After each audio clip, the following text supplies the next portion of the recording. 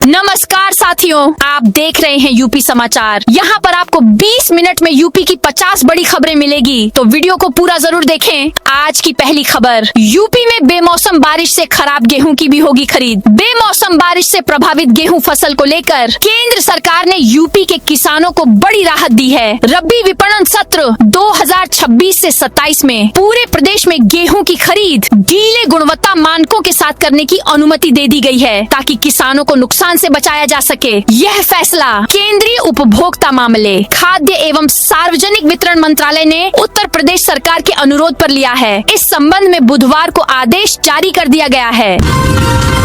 UP भीषण गर्मी और लू की चपेट में है। 32 जिलों में हीट वेव लू का अलर्ट है। सुबह से तेज धूप निकली है, उमस का एहसास हो रहा है, तेज हवा चल रही है। मौसम विभाग का कहना है कि आज से 2 दिन यानी 25 अप्रैल तक गर्मी से राहत मिलने की उम्मीद नहीं है। पारा 45 डिग्री सेल्सियस के पार पहुंच सकता है। हालांकि 26 अप्रैल से मौसम एक बार फिर बदलेगा। पश्चिमी यूपी से आंधी तूफान के साथ बारिश का दौर शुरू होगा, जो धीरे धीरे पूरे प्रदेश को अपनी जद में ले लेगा। ऐसे में 28 अप्रैल तक पूरे यूपी में गरज चमक के साथ बारिश होगी। लोगों को गर्मी से थोड़ी राहत मिलेगी। हालांकि 29 अप्रैल से गर्मी फिर से अपने सख्त तेवर दिखाएगी।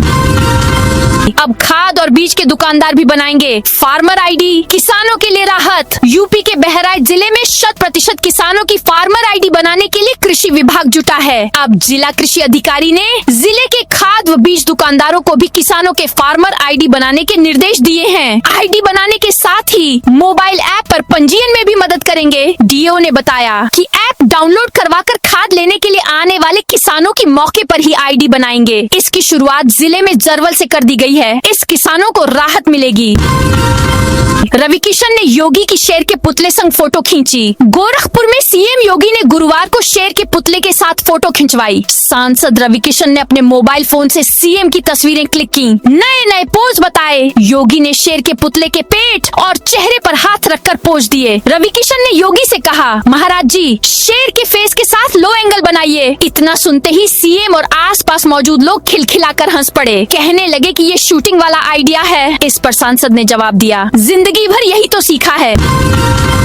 गंगा एक्सप्रेसवे के कार्यक्रमों का जायजा लेंगे योगी। यूपी के हरदोई गंगा एक्सप्रेसवे के लोकार्पण और प्रधानमंत्री नरेंद्र मोदी की 29 अप्रैल को होने वाली जनसभा को लेकर प्रशासनिक तैयारियां अंतिम चरण में हैं। मुख्यमंत्री योगी आदित्यनाथ 24 अप्रैल के बजाय गुरुवार को मल्लावा पहुंचकर तैयारियों की हकीकत पर रखेंगे। सीएम के आगमन को लेकर प्रशासन अलर्ट मोड पर है। मुख्यमंत्री के आगमन की सूचना मिलते ही जिलाधिकारी अनुनय झा समेत पूरा प्रशासनिक अमला सक्रिय हो गया।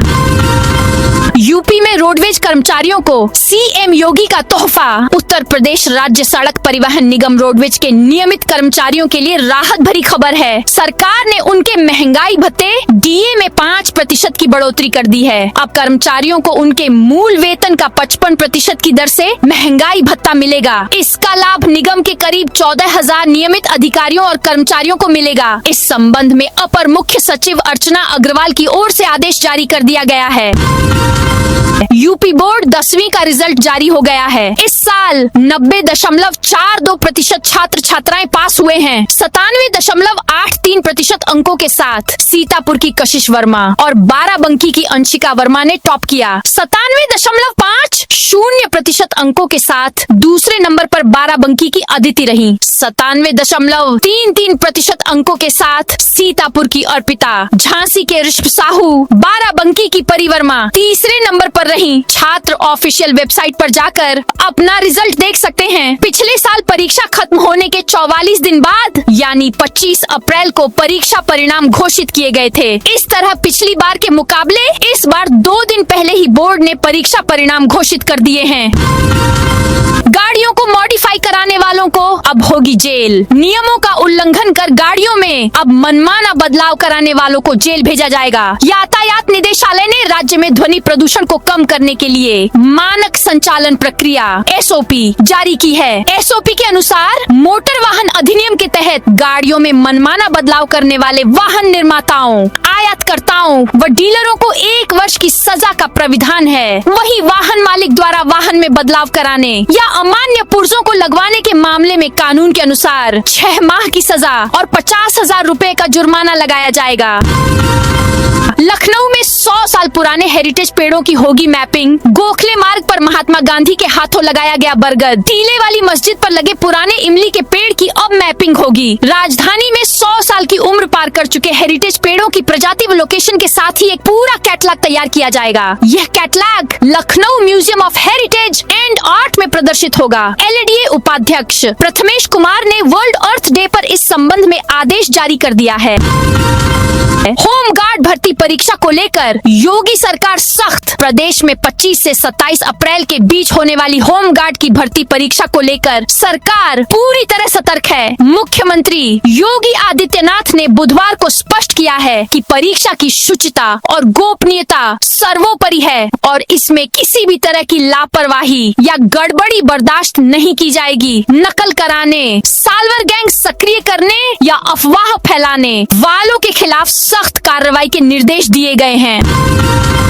लखनऊ में हज यात्रियों को भगवा झंडी दिखाकर रवाना किया। सरोजनी नगर स्थित मोहम्मद अली मियां हज कमेटी ऑफ इंडिया हज हाउस से हज यात्रियों का पहला जत्था बुधवार को रवाना हुआ। इसमें 427 हज यात्री शामिल हैं। अल्पसंख्यक कल्याण राज्य मंत्री दानिश आजाद और धर्मगुरुओं ने हरी व भगवा झंडी दिखाकर हज यात्रियों की बस को चौधरी चरण सिंह अंतर्राष्ट्रीय एयरपोर्ट के लिए रवाना किया। इस मौके पर दानिश ने कहा कि पहली भारत हज में AI का इस्तेमाल कर रहा है। किसी भी तरह की असुविधा होने पर हज यात्री ट्रैक किए जा सकेंगे, उन्हें तुरंत राहत पहुंचाई जा सकेगी। उन्होंने कहा कि सरकार का प्रयास है कि हज यात्रियों को बेहतर सुविधा मिले।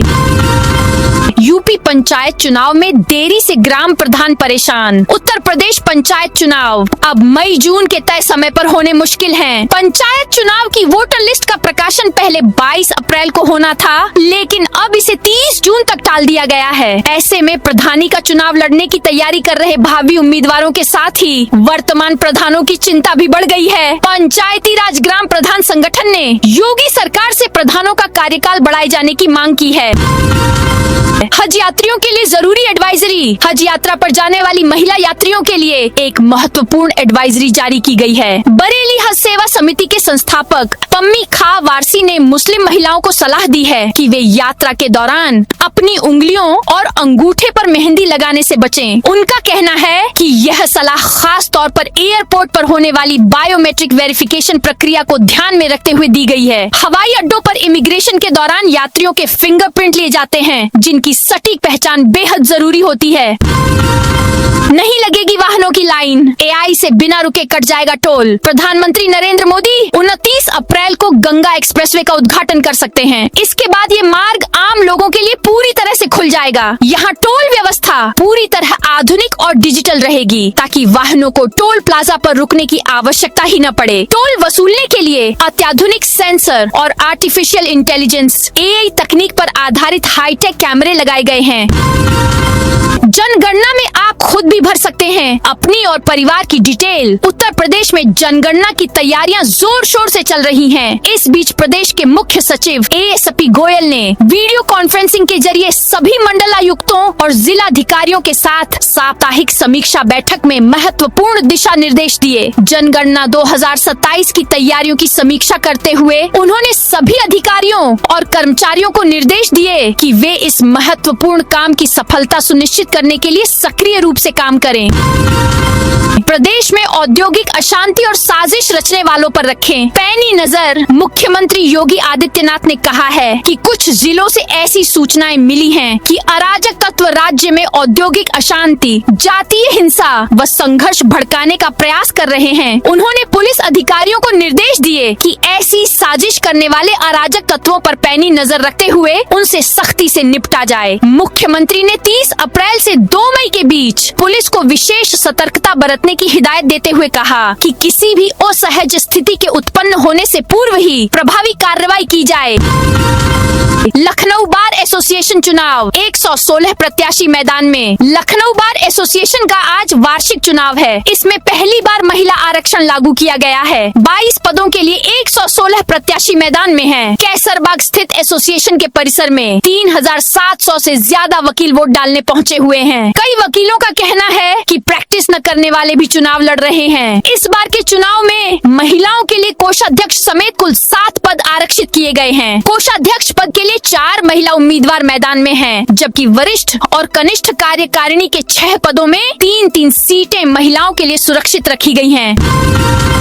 धीरेन्द्र शास्त्री की कथा में शामिल हुए राजा भैया। प्रयागराज में संगम तट पर बाबा बागेश्वर की राष्ट्र हनुमंत कथा हो रही है। दूसरे दिन पंडित धीरेन्द्र शास्त्री की कथा में जनसत्ता दल के सुप्रीमो और कुंडा विधायक रघुराज प्रताप सिंह राजा भैया पहुंचे। इस दौरान उन्होंने कहा, हिंदुत्व और सनातन पर बड़ा संकट है। ऐसे में समाज को बांटने के बजाय एकजुट होना होगा। जाति पाति की करो विदाई, हम सब हिंदू भाई भाई। जनगणना ड्यूटी में बड़ी लापरवाही। यूपी में कैंसर पीड़ित और दिव्यांग शिक्षकों की भी लगा दी ड्यूटी। जनगणना कार्य में लापरवाही का बड़ा मामला सामने आया है। प्रशासन ने 2 कैंसर पीड़ित शिक्षिकाओं सहित आधा दर्जन दिव्यांग शिक्षकों की ड्यूटी लगा दी है, जिससे शिक्षकों में नाराजगी है। इतना ही नहीं, 2 दर्जन से अधिक विद्यालयों के सभी शिक्षक और शिक्षा मित्रों को भी जनगणना कार्य में लगा दिया गया है। प्रशिक्षण शुरू होने के साथ ही स्कूलों में पढ़ाई पर संकट गहराने लगा है। हालांकि अभी जनगणना शुरू नहीं हुई है, उन्हें प्रशिक्षण के लिए ही बुलाया गया है।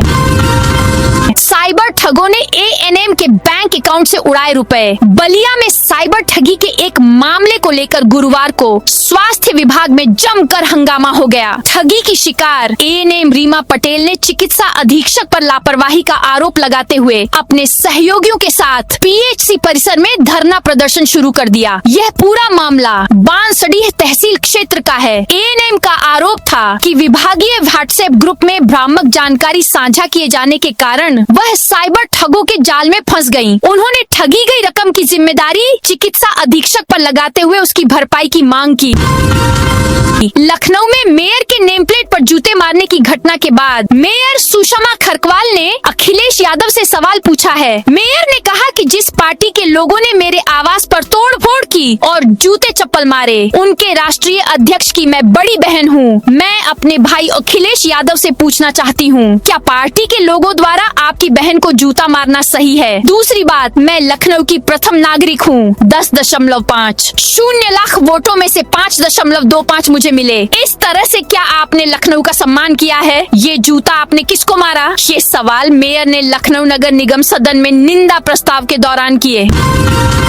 बिजली उपकेंद्रों पर लगेंगे कैंप, तत्काल शिकायतों का होगा समाधान। मुख्यमंत्री योगी आदित्यनाथ ने स्मार्ट मीटर उपभोक्ताओं की शिकायतों के समाधान के लिए फीडरवार 1 सप्ताह तक विशेष शिविर लगाने के निर्देश अधिकारियों को दिए हैं। विद्युत उपकेंद्रों पर लगने वाले इन शिविरों में मौके पर ही उपभोक्ताओं की शिकायतों का समाधान किया जाएगा। मुख्यमंत्री ने बुधवार को स्मार्ट मीटर से जुड़ी व्यवस्थाओं के साथ ही विभिन्न मुद्दों पर उच्च स्तरीय समीक्षा बैठक में स्मार्ट मीटर को लेकर आ रही उपभोक्ताओं की शिकायतों को गंभीरता से लिया। अधिकारियों को प्रत्येक फीडर पर विशेष शिविर लगाने के निर्देश दिए।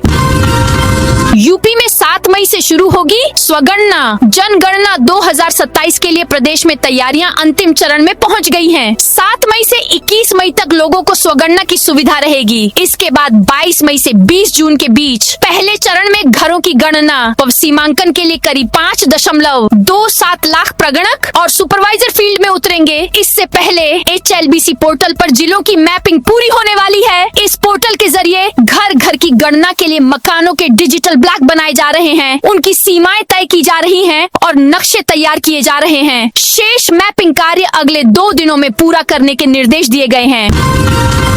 लखनऊ मेयर और गाजीपुर पत्थरबाजी के खिलाफ प्रदर्शन। लखनऊ में समाजवादी पार्टी के कार्यकर्ताओं ने मेयर सुषमा खरकवाल और गाजीपुर जिले में पत्थरबाजी के खिलाफ प्रदर्शन किया। गुरुवार दोपहर हजरतगंज चौराहे पर जमा होकर नारेबाजी और हंगामा करने लगे। उनका कहना था कि समाजवादी पार्टी महिलाओं के सम्मान की लड़ाई लड़ रही है। प्रदर्शन में शामिल राज साहनी ने कहा कि गाजीपुर में एक विश्वकर्मा समाज की बेटी की हत्या कर दी गई। उत्तर प्रदेश में बेटियों के खिलाफ लगातार अपराध और जुल्म बढ़ता जा रहा है। जब पीड़ित परिवार से हमारा समाजवादी पार्टी का डेलीगेशन मिलने गया तो पुलिस ने बर्बरता की सारी हदें पार कर दी।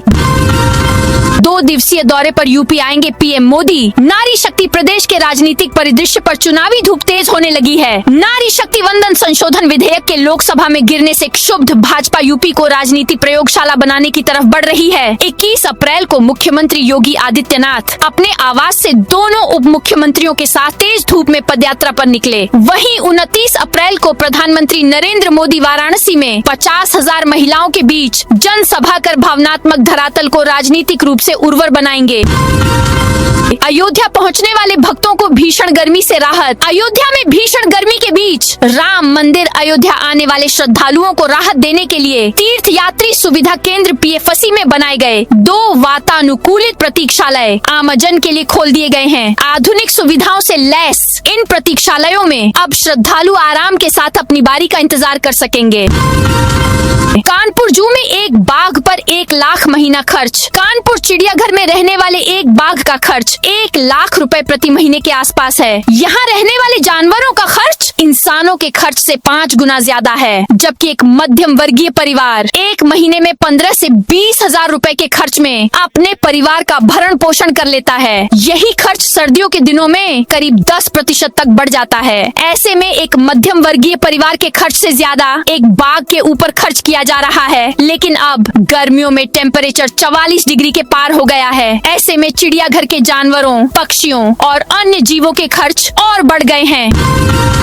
कानपुर में बना प्रदेश का पहला मित्र कीट पार्क। कानपुर में प्रदेश का पहला मित्र कीट पार्क एंटोमोफेज पार्क बना है। आईसीआर के Indian institute of pulse and research IIPR campus में DST से मिले फंड से इस पार्क को बनाया गया है। इस पार्क में फूल और औषधीय पौधों को लगाया गया है। इस पार्क में रोपे गए पौधों की खासियत यह है कि इनमें उन कीटों का घर है जो कि फसल को खराब करने वाले शत्रु कीटों को अपना भोजन बनाते हैं। फिलहाल IIPR कैंपस में मॉडल के तौर पर पार्क को डेवलप किया गया है। नोएडा में चौराहों पर निगरानी के लिए लगेंगे AI कैमरे। सड़क सुरक्षा को लेकर किए जा रहे प्रयासों का असर दिखाने लगे हैं। नोएडा में जल्द ही प्रमुख चौराहों पर AI कैमरे इंस्टॉल किए जाएंगे, जिससे यातायात व्यवस्था को और बेहतर बनाया जा सकेगा और सड़क दुर्घटनाओं में कमी लाई जा सकेगी।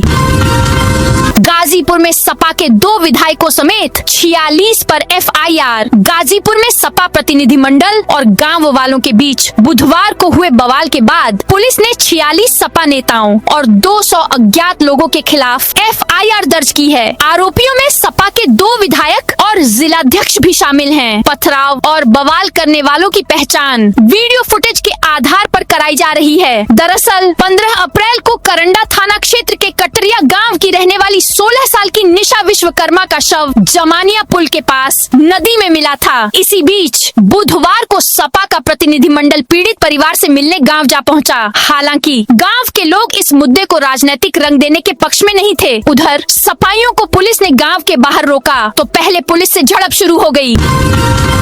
गोरखपुर में AC, फ्रिज, कूलर की भारी डिमांड। गोरखपुर में गर्मी बढ़ते ही AC, फ्रिज और कूलर की मांग अचानक बढ़ गई है। शहर की इलेक्ट्रॉनिक्स दुकानों पर ग्राहकों की भीड़ उमड़ रही है और लोग जमकर खरीदारी कर रहे हैं। दुकानदारों के मुताबिक इस समय सबसे ज्यादा AC और फ्रिज की बिक्री हो रही है। एक दुकान से रोजाना 10 से 15 AC तक बिक रहे हैं। सीतापुर में इलेक्ट्रिक दुकान में लाखों का सामान जला। सीतापुर के रामपुर मथुरा थाना क्षेत्र अंतर्गत लालापुरवा में बीती रात एक इलेक्ट्रिक इलेक्ट्रिक दुकान में भीषण आग लगने से लाखों रुपए का सामान जलकर खाक हो गया। घटना के बाद क्षेत्र में हड़कंप मच गया। वहीं पीड़ित दुकानदार को भारी आर्थिक नुकसान उठाना पड़ा है। प्रारंभिक तौर पर आग लगने का कारण शॉर्ट सर्किट माना जा रहा है। अंबेडकर नगर में पौराणिक शिव मंदिर का होगा जीर्णोद्धार। अंबेडकर नगर के इल्तिफातगंज में सरयू नदी के किनारे स्थित एक पौराणिक शिव मंदिर का पुनरुद्धार किया जाएगा। सरकार की वंदन योजना के तहत इस कार्य पर 1.45 करोड़ रुपए खर्च किए जाएंगे। नगर पंचायत को इसके लिए बजट भी मिल गया है। यह मंदिर नगर पंचायत इल्तिफातगंज के वार्ड नंबर 12 सलारगढ़ में स्थित है। लगभग 150 साल पहले कस्बे के वैश्य समाज ने इसका निर्माण कराया था। समय के साथ और विभिन्न परिस्थितियों के कारण मंदिर जीर्ण शीर्ण अवस्था में पहुंच गया था। आगरा के भैरव बाजार में पुरानी बिल्डिंग गिरी। आगरा के थाना छत्ता अंतर्गत भैरव बाजार में एक पुरानी बिल्डिंग गिर गई। इससे अफरा तफरी मच गई। सूचना पर पुलिस पहुंच गई। राहत बचाव कार्य चलाया जा रहा है। लोगों के अनुसार मलबे में कोई दबा नहीं है। हालांकि कुछ लोग चुटैल हुए हैं। बताया गया है कि केनरा बैंक के बराबर में पुरानी बिल्डिंग में बेसमेंट खोदा जा रहा था। इस दौरान ही हादसा हुआ है।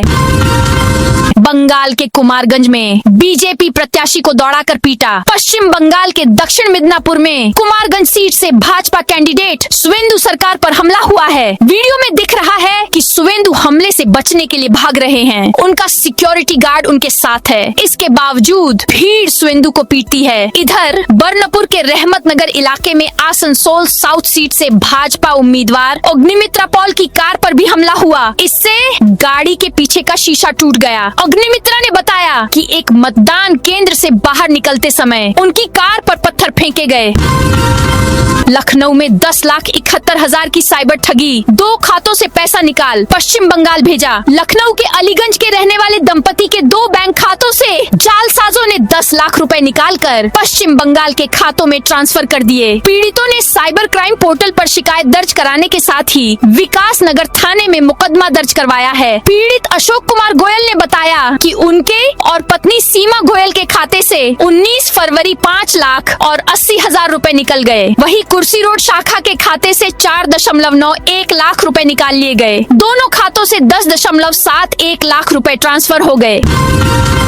ईरान बोला ट्रंप का सीज फायर एक तरफा। ईरान ने अमेरिका के साथ किसी भी तरह के सीज फायर से इनकार किया है। ईरानी संसद के स्पीकर मोहम्मद बागेर कालिबाफ ने कहा कि मौजूदा समय में सीज फायर तभी संभव है जब नाकाबंदी हटाई जाए। ईरान और अमेरिका के बीच 22 अप्रैल को सीज फायर खत्म हो गया था। ट्रंप ने इसके खत्म होने से पहले ही इसे एक तरफा तरीके से आगे बढ़ा दिया था। वहीं ट्रंप ने कहा कि ईरान के साथ शांति वार्ता के दूसरे दौर को लेकर शुक्रवार तक अच्छी खबर आ सकती है। न्यूयॉर्क पोस्ट की एक रिपोर्ट के मुताबिक ट्रंप ने एक संदेश में ये बात कही। तो दोस्तों, यह थी आज उत्तर प्रदेश के सभी जिलों की दिन भर की ताजा और बड़ी खबरें।